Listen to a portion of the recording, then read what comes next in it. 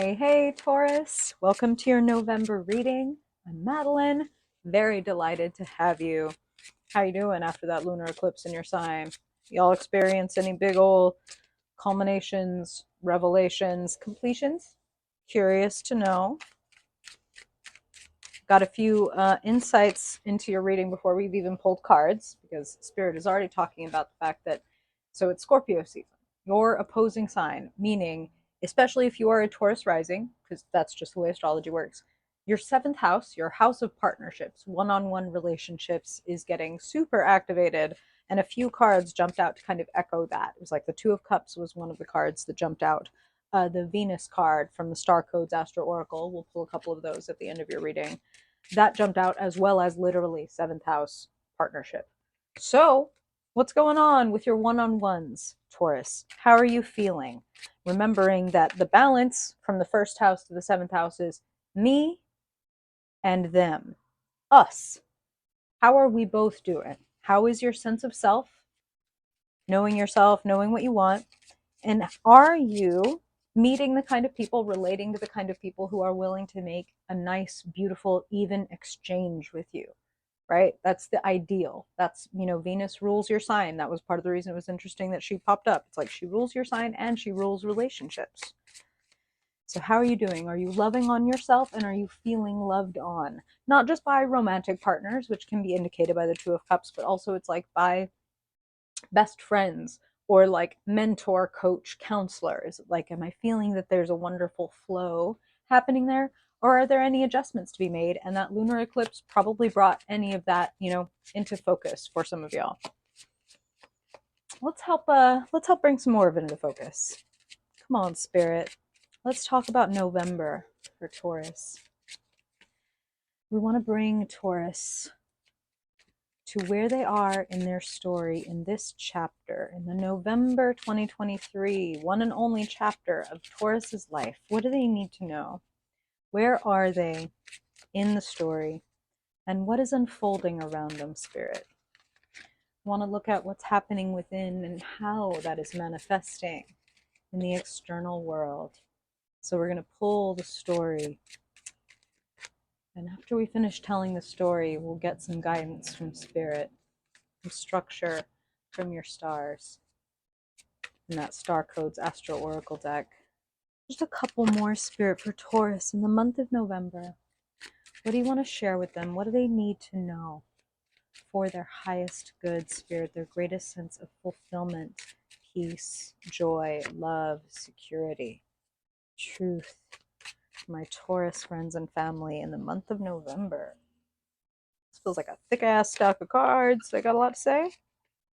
Taurus in the month of November, Spirit. For their highest good, what do you want to share with my Taurus people? Beautiful. Yes. Love to see it. A very Taurus card. I'll pop up your cards right here in just a second. You're going to be able to see what I'm looking at. Well, it wouldn't be Scorpio season without the death card present, would it? Spirit did bring it up for us ahead of time just to make us aware. Yes.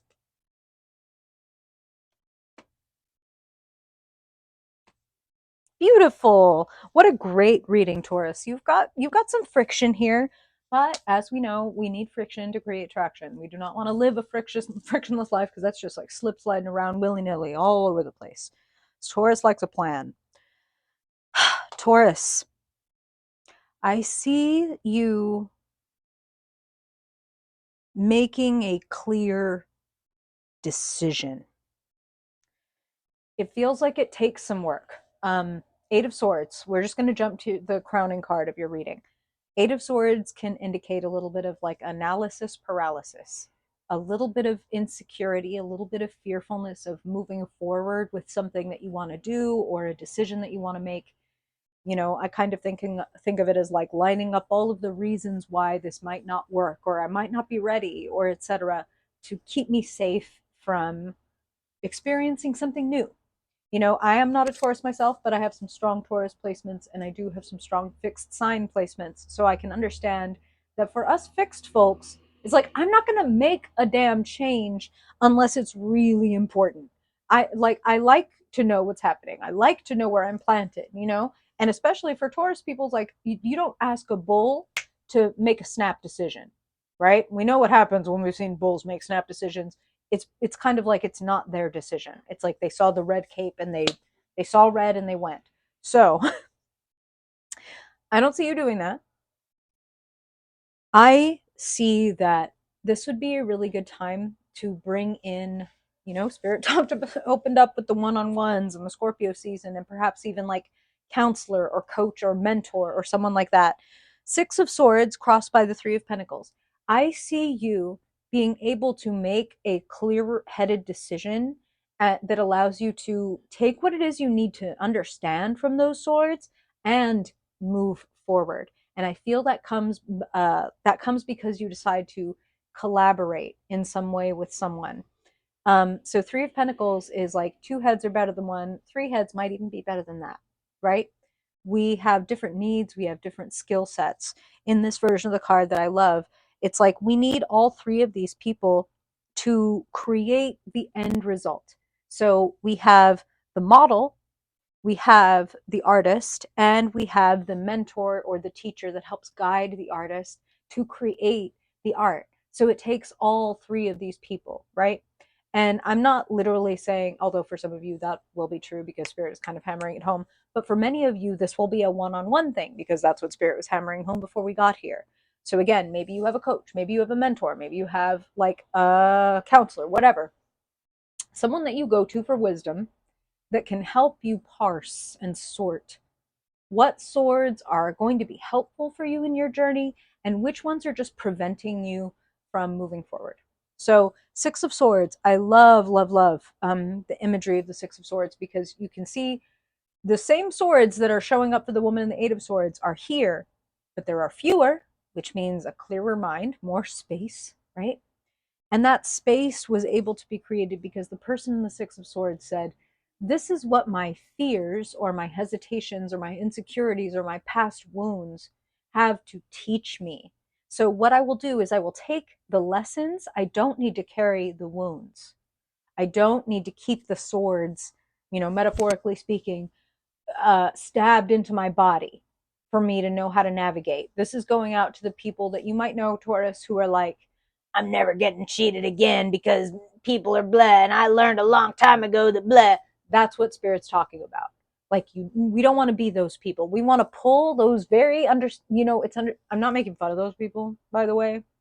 We don't want to be them, and we pity them because it's like, damn, have you never gotten the opportunity or the assistance or the support or the time or the space or whatever, to be able to pull those swords out and go like, oh, this is because, you know, my father never really saw me, or this is because, I'm marginalized in some way and I'm different than other people, and maybe in some ways I've never uh, fully processed the fact that I don't need to hurt myself for that, that other people don't get me or like me or accept me, but I don't need to get on their side, right?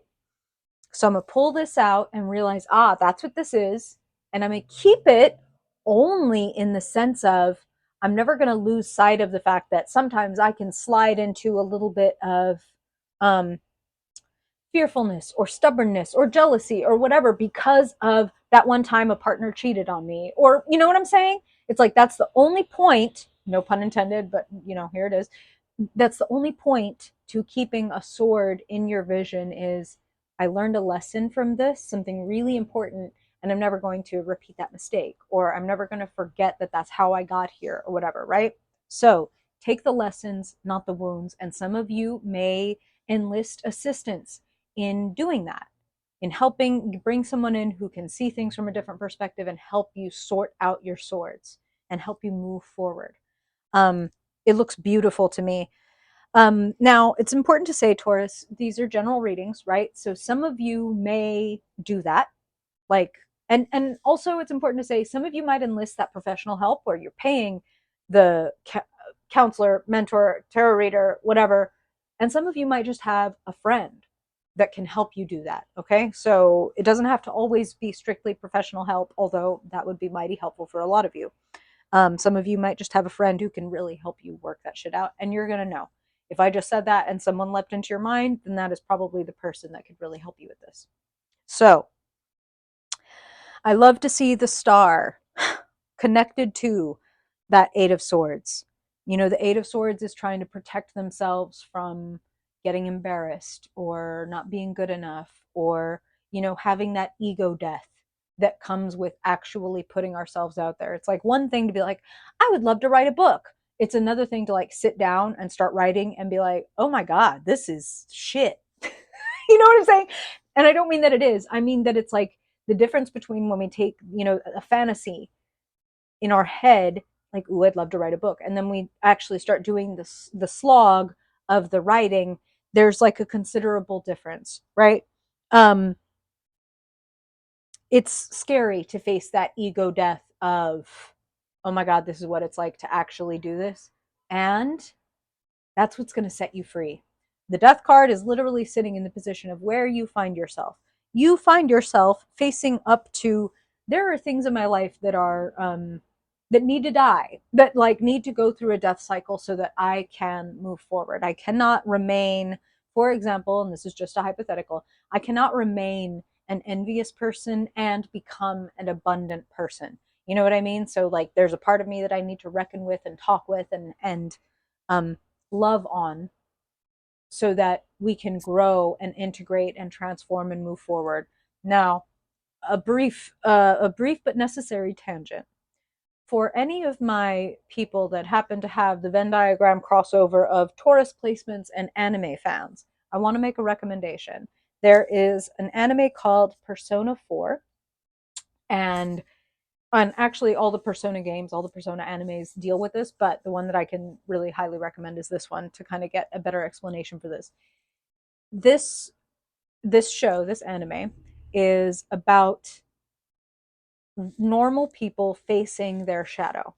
And the show does a really good job of kind of demystifying what it is to like have a shadow or to quote unquote, you know, do your shadow work versus not do your shadow work and how empowered your shadow becomes when you do that, right?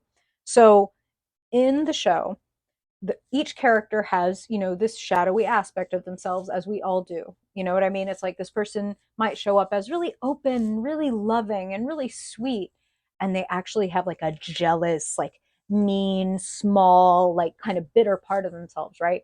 And so when this nice person comes face to face with this shadowy aspect of themselves that shows up in like their exact form, so it's like looking into a mirror, but it's like the shadowy mean version, right? As soon as this person says, "You're not me. I'm not you," like there, that could never be me. That is not me. It empowers and massively grows the shadowy version of them that is allowed to become because they're not being embraced and integrated. And it is only when this character realizes, like, yeah, you know what? Like, I am a good and loving person and I envy sometimes. And then this shrinks down and they actually join up. And then this person becomes empowered by this part of themselves that they had rejected. That's what Spirit is talking about, is like the insecure part of you doesn't need to go. The envious or small or mean or blah, blah, blah part of you doesn't have to like get the fuck out and have to cut that off and that has to die. No, we're talking about shadow work is bringing your shadow in so that it is not disembodied and separate and running around in your life sabotaging shit. You know what I'm saying? It's like, I know myself. I know that I have a propensity to get jealous or bitter, or I know that I have a propensity to keep quiet and not share my problems with other people or whatever. And because I know that, I go out of my way to actually do the thing so that it doesn't, you know, slip into the background and start making weird shit happen. You know what I'm saying? Nine of Cups, very Taurusy card, very much like fulfilled, self-satisfied. I feel like, I mean, we just had that full moon in your sign. I hope that for many of you that was a feeling of like how far you've come. And from this feeling of fullness, you are able to let go. Seven of Swords showing up in the energy around and available to you. You're able to let go of certain thought patterns or certain dynamics that are not working for you, not helping you grow. Um, It feels like you might be a little bit in your head this month, but that's an opportunity. That's an opportunity to sort out what's going in your head. So if you find yourself a little bit in your head or a little bit analysis paralysis, again, remember the advice from spirit. Bring in, whether it's friend, whether it's coach, whether it's whatever, that can help you sort through and, make it make sense, as the kids would say.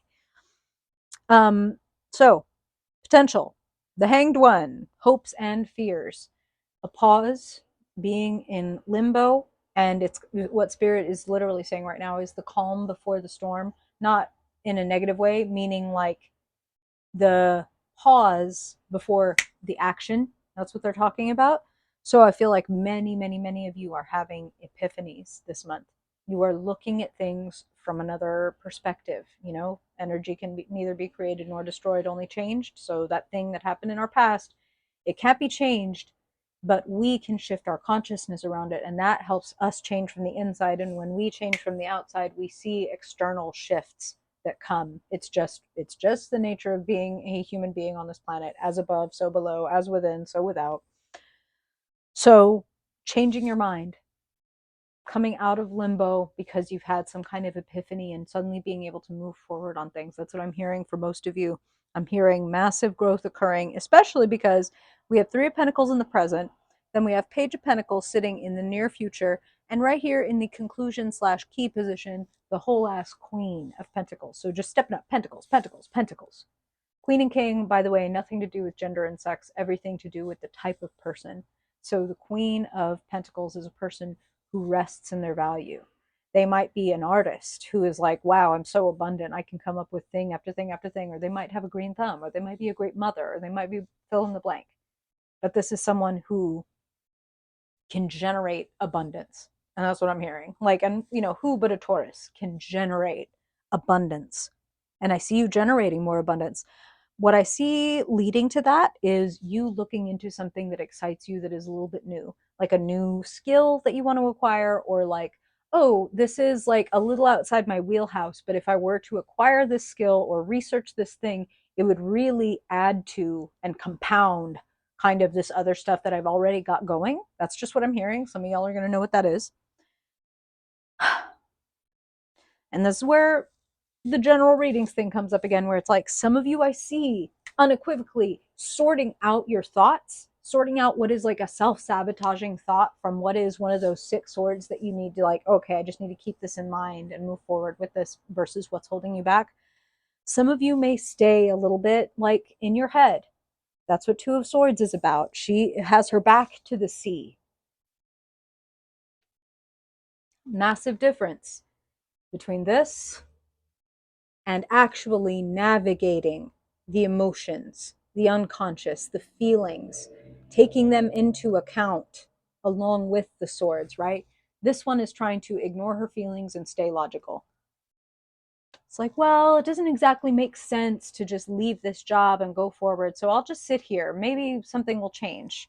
So, no moral quandary, nothing wrong with you if you decide to sit still until you know what to do. There's nothing, you can do that. That's totally okay in so many ways. And Spirit has said this a bunch of times this month. So, it must be important to hear for almost so many different signs.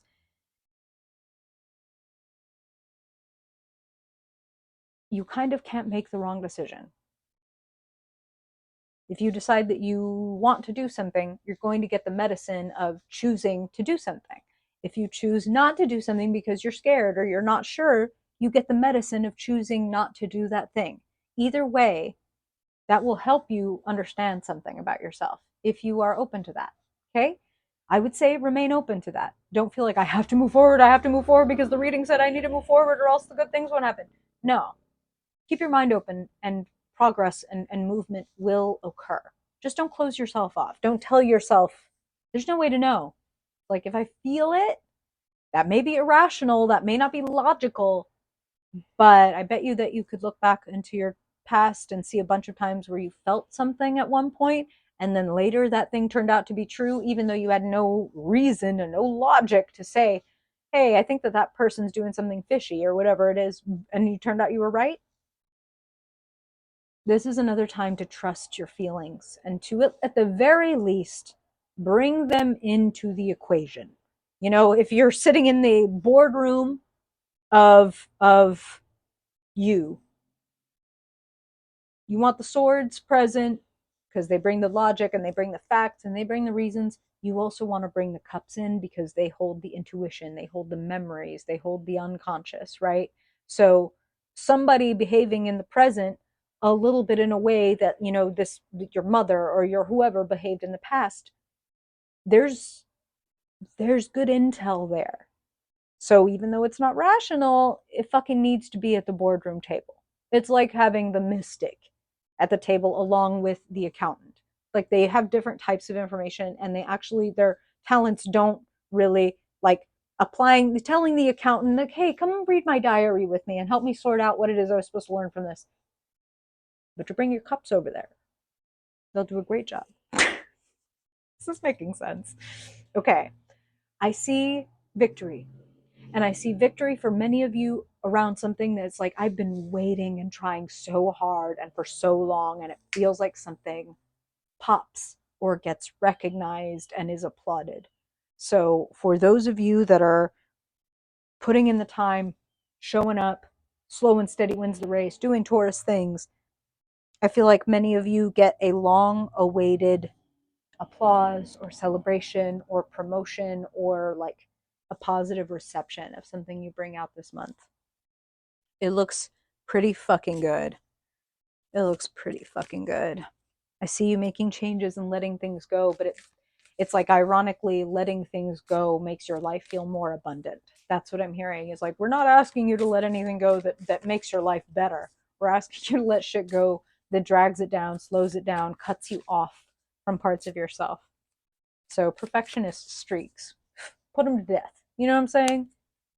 Wendy Williams, death to all of them. I don't know if you've heard that clip. Okay, let us get a little bit of guidance, a little support from spirit, from your stars.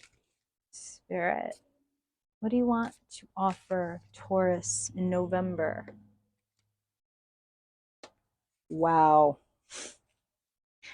So, in astrology, which is what this deck is all about, in astrology, there are certain planets that go in certain signs in which they are considered debilitated, right? It sounds very serious. The word means it's like Venus is not so comfortable in Capricorn or Scorpio. You know what I'm saying? It doesn't mean that she can't do good work, but it means that she's not comfortable. So, where do you feel discomfort? Because it is there that spirit is asking you to expand. If you are feeling restricted, it's time to open up the boundaries and the borders. It's time to give yourself more freedom rather than trying to make a place that is uncomfortable for you work for you. Do you know what I'm saying? We just had an eclipse in your sign. So, wherever you might be feeling some discomfort, ask yourself if you are keeping yourself in like that misnomer comfort zone. Like, this isn't comfortable. It actually feels quite tight. Where do I need to expand? Let me go ahead and push on my walls and push on the rules that I've put in place in my life and see, do all of them really hold up, or do some of these walls need to go ahead and get knocked the fuck down so I can show the fuck off? How about it? Let me know, Taurus. Do you know what this is? Comments, questions, stories. I would love to hear them. And if you ever want a personal reading, you can do that on my website, or you can check out the description box below. That's where all the things live. Thanks for being here, Taurus. I really appreciate you, and I hope I will see you in next week's reading. Bye, Taurus.